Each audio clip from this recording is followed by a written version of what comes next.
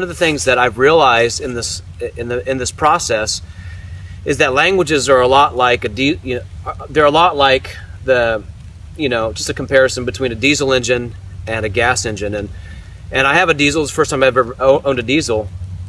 And when you start asking people what do you need to know about a diesel, one of the first things like just make sure you put the right fuel in it.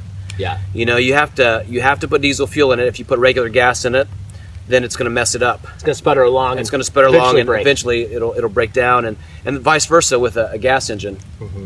And that picture, it's really a good analogy. Every analogy breaks down, but on some level, it's a really good picture for the way languages function. Mm-hmm. And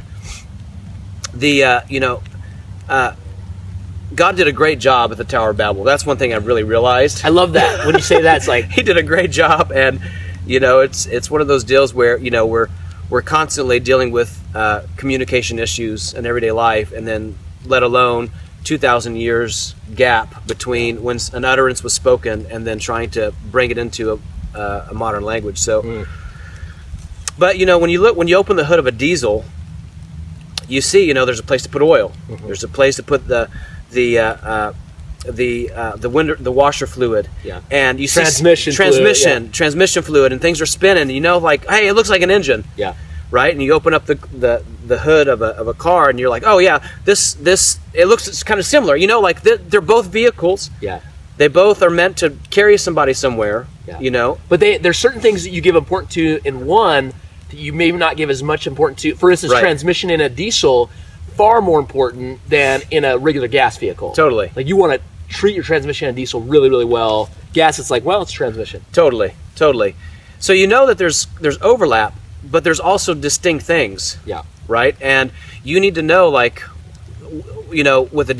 my diesel, I have to let it warm up before it starts. Mm-hmm. I never had to do that before, and so so that when I do that, I have a different signal there. It's signaling to me, let it warm up. Mm-hmm. And that's one thing I've kind of realized with languages is, usually when you're reading something and you're trying to translate something, you're asking several questions. One of the questions is, of course, what does this mean?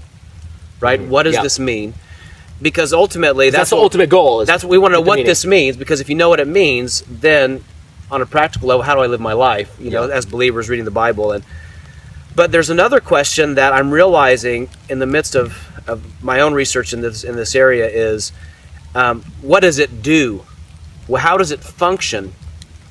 And you realize, wait a minute here, that sometimes Greek, especially on a discourse level, and the discourse level meaning the flow of thought, where emphasis is being placed, how an argument is being made and developed. Each language has its own devices for getting certain tasks accomplished that every language is trying. All languages are trying to accomplish certain tasks of communication, right? Yeah. Some languages, they use a diesel engine to do it. Other languages, they use a gas engine to do it, right? Yep. And so there's many times where if the only question you're asking is, well, what does this mean? And you're not asking, what does it do? Then what often happens is you'll end up with a mismatch of languages. Mm-hmm. It's like you're putting the fuel for the gas in the diesel. You're putting the fuel, and if you put the fuel, the diesel in the gas engine, or vice versa, you might get down the road a little bit, right? You might get somewhere. Get the point of what's being said. But eventually it's going to break down. Yeah. And so you'll lose some of the meaning, basically. Exactly.